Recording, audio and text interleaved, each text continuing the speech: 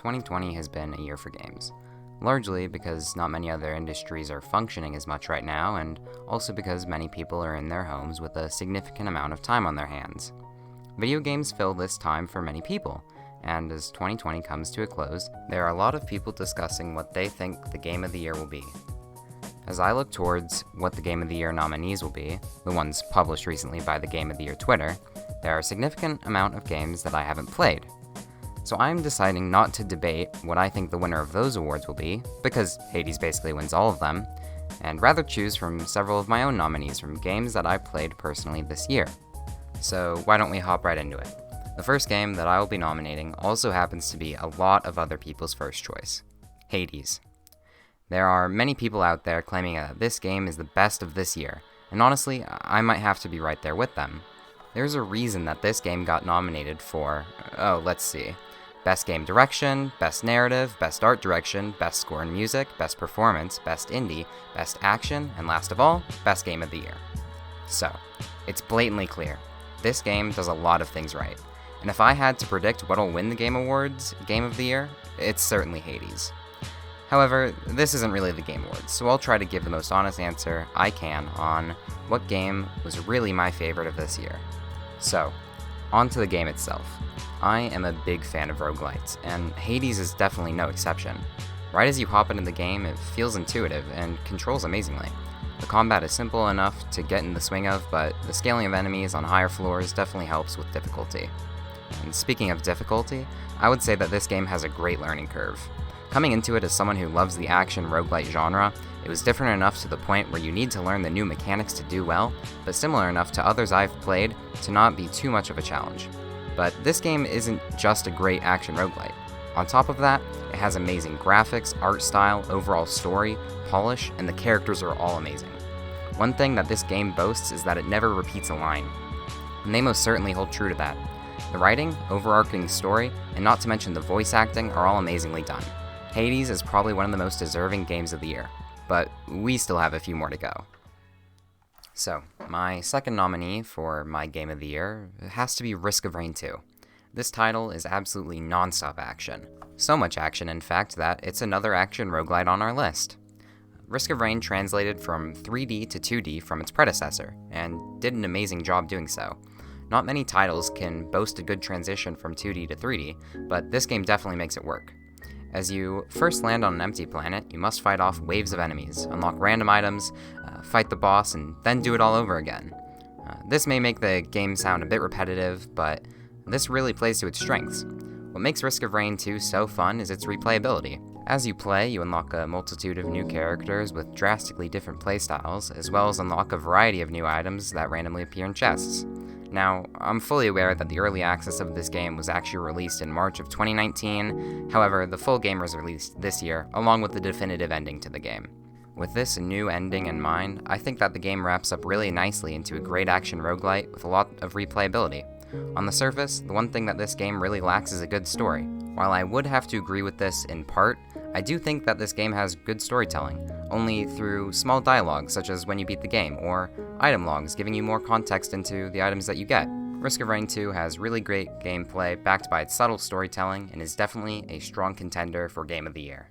Alrighty, and next up, third on our list is Superliminal. And yes, I do know that Superliminal came out in 2019, but the Steam version only came out this year. And if the Game Awards can nominate Among Us for Best Multiplayer and Best Mobile Game, even though it came out 2 years ago, then I can do this. Superliminal is the first-person puzzle game that has one of the most unique concepts in a game that I've ever seen. And I haven't even seen any other games do this. Superliminal has perspective-based puzzles, where if you hold an item, depending on your perspective, it can be moved, grown, or shrunken entirely. There are so many interesting puzzles and concepts that this game explores. However, one of the things that I love most about this game is the environment along with the music. If there's one thing that I'm a big sucker for, it's, weirdly enough, liminal spaces. In this game, they come in the form of an empty apartment hallway or hotel, and honestly, I just really like the feeling it gives me. Walking through an ornate hotel hall with jazzy background music just feels relaxing and surreal to me. This isn't the only emotion that this game really gives me, though. They use vast empty spaces or narrow hallways to convey a variety of different emotion, and I think that this is something that this game does really well. Not only does it mess with your perspective on the space around you, but uses the space itself to convey meaning. It also conveys meaning through its storytelling, and while I do really adore the story of this game and the message it conveys overall, I can't really discuss more of it without spoiling. Overall, combining great environments and music with even better puzzles makes Superliminal one of my top picks for this year. Last but certainly not least of our game nominees is Sludge Life. In this game, you play as a no-life graffiti artist on a sludge-filled island in the middle of nowhere. You go around rebelling against authority by tagging walls and smoking cigarettes. You go around collecting various items or programs for your laptop, and you gain notoriety by how much you've tagged, and you can even team up with a variety of lovely characters, such as a fly, butthole twins, and a dog. The game has a lot of personality put into the writing and characters. It really makes me want to see or hear more out of them, just for the occasional team-up or chit-chat. And really, this is where the game gets a little criticism. While I do really love the game and all it has to offer, such as its soundtrack, it really just lacks more content overall. I played through the entire game in one sitting, and even then it didn't take me long. If this game were to have a bit more content, I really think that it could have been greater. Also, one thing to keep in mind is, this is basically a free game. It was free on Epic at launch, and is still until late May of 2021. If the developers are willing to have a game be free for a full year, it makes sense why it lacks a lot of content. However, despite this slight lack of content, Sludge Life is chock full of personality, charm, and a whole lot of attitude. The gameplay is simple yet enjoyable, and the writing never failed to make me smile. As such, it's definitely one of my picks for Game of the Year. So, after all this build-up, what is my personal Game of the Year?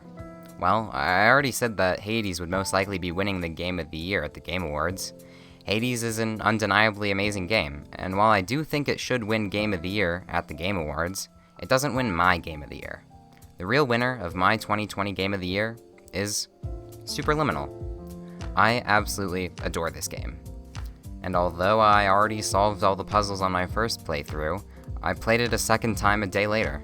The lovely atmosphere was honestly enough for me to not care as much about the gameplay, and while they were the main focus of my first run through of the game, playing it another time really let me enjoy not only the puzzles, but also let me focus on how much the music and environment made me feel. But at the end of the day, the only thing that you have to look for in your Game of the Year is how it makes you feel. Others may think that it's a lackluster or trash game, but if you enjoy it, then you should do just that. Thank you.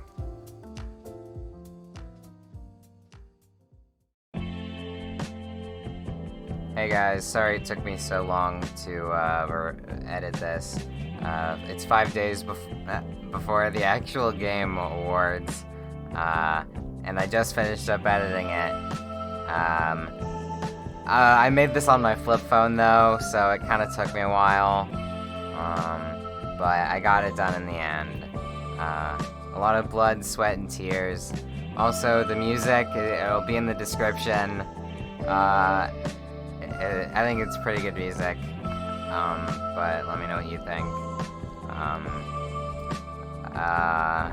Let's see,